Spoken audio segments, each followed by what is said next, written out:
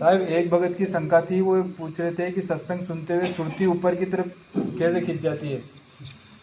देखो ऐसा होता है कि सूरत कहीं बंधी नहीं हुई है, पहले ये समझ लो। सूरत कहीं बंधी हुई नहीं है, सूरत ने खुद बांध रखा है अपने आप को। फिर समझ लो, जैसे गर्म हवा होती है, जो गुब्बारे देखे ना, गुब्बारे में अगर गैस भर दो तो ऊपर की तरफ भागता है, लेकिन गुब्बारे में गैस भरने के बाद भी वो ऊपर कब नहीं भागता है, जब धागा बंधा होता है। साइकिल वाले ने जो गुब्बारा बेच रहा होता है ना, वो धागा बांध रखा होता है उसने। अब गुब्बारे होते तो ऊपर की तरफ हैं, लेकिन नीचे धागा बंधा हुआ है, इसलिए वो उड़ नहीं पाते हैं।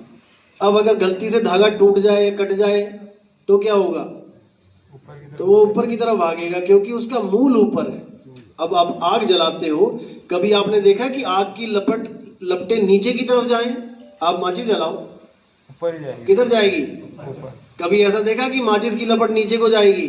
कभी नहीं जाएगी। क्यों? क्योंकि उसका मूल ऊपर है, अपने मूल की तरफ। पानी जब आप गिराते तो ऊपर क्यों नहीं जाता?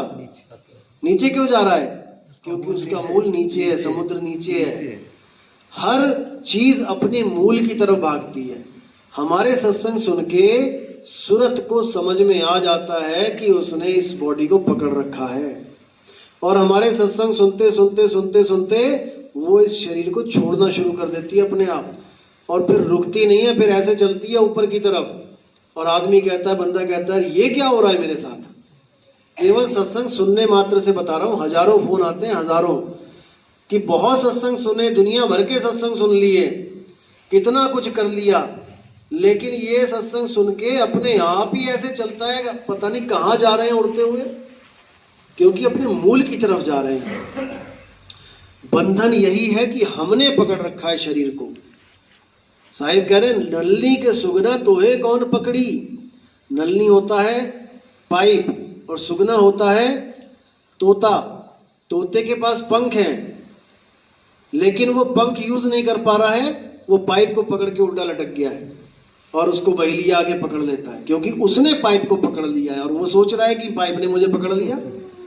बस यही दिक्कत है। ऐसे ही बंदर जब चने के लालच में जाता है और वो सुराही में हाथ डाल देता है और मुट्ठी बंद कर लेता है, तो सुराही पतली होती है, उसकी मुट्ठी फंस जाती है।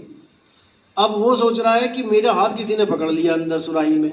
अब वो अगर दाने छोड़ दे तो उसका हाथ भी अपने आप ऊपर की तरफ आ जाएगा, लेकिन ऊपर की तरफ क्यों नहीं आ रहा? क्योंकि वो नीचे से उसने खुद पकड़ रखा है। इसी प्रकार हमारी सूरत, कई लोग कहते हैं मेरी क्यों नहीं जाती है?